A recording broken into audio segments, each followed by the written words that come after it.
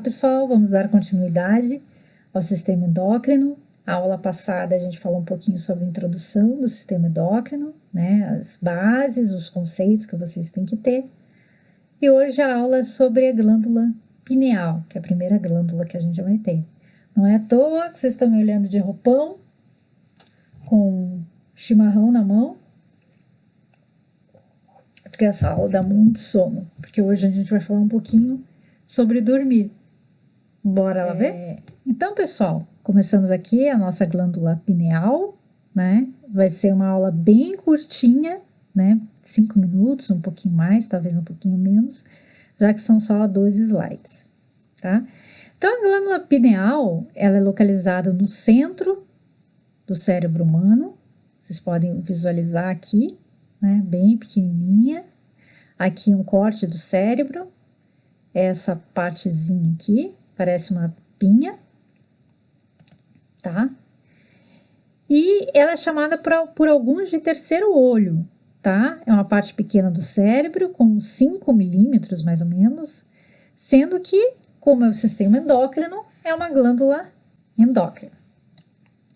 Além disso, essa glândula pineal também é chamada de epífise neural. Alguns pesquisadores acreditam que seja uma glândula vestigial. O que seria uma glândula vestigial? Ela já existiu, ela já teve alguma função na vida dela e hoje ela não possui mais nenhuma função especial no corpo humano.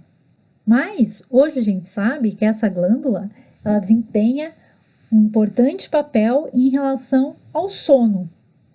Como assim em relação ao sono? Bom, uma das principais características da glândula pineal é a produção de uma substância que a gente chama de melatonina. O que a melatonina ela faz? A melatonina ela ajuda a controlar o ciclo do sono e a regulação do metabolismo. Então, a melatonina ela é produzida naturalmente pelo nosso organismo, é responsável pela indução da qualidade de sono. O que acontece? De dia, o corpo você tem uma queda de melatonina e é produzido só a serotonina, que vai fazer com que você fique bem disposto para fazer as suas atividades diárias, tá? E de noite, você tem uma menor produção de serotonina e uma maior produção de melatonina, que é o que induz o sono. Então, nesse sentido, pessoal, para que os hormônios eles sejam ativados, vai depender das atividades que cada indivíduo realiza durante o dia. Ou seja, caso a intenção seja dormir melhor, a exposição da luz, ela tem que ser evitada, tá? Justamente para você conseguir produzir a melatonina. Por outro lado, se o desejo é aumentar a produção de serotonina, o ideal é que o indivíduo fique em ambientes bem iluminados, né? Tanto faz se é a luz do sol, por exemplo, ou a luz, sei lá, artificial de uma lâmpada. Além das funções exercidas sobre o ciclo do sono, tá? A glândula pineal também proporciona elementos positivos para a saúde do coração. Por quê? Porque é um hormônio que é capaz de controlar a pressão sanguínea, tá? Por conta disso, o tratamento de algumas doenças cardiovasculares tem a ver com a produção da atividade da glândula pineal. Bom, o nível de melatonina, ela também interfere em algumas coisas, como, por exemplo, o ciclo menstrual. Caso a mulher não durma a quantidade de horas necessárias e seja exposta a grande quantidade de luz, é provável que o ciclo menstrual seja desregulado. Ou seja, a melatonina, ela auxilia como regulador do ciclo menstrual.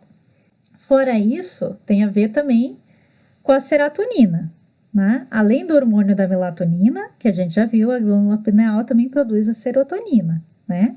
Assim, a serotonina é responsável por realizar comunicação entre os neurônios, ou seja, é por meio desta comunicação que ocorrem as ações de regulação tanto do sono, do apetite, do sistema digestivo e por aí vai. Caso a produção de serotonina do corpo seja deficiente, você tem aí alguns sintomas que você pode ter, tá? Que é o mau humor de manhã, sono durante o dia, tá? baixo desejo sexual, aumento da vontade de comer doce, fome constante, dificuldade de aprendizado, distúrbio na capacidade de se concentrar, né? Perda de memória, enfim.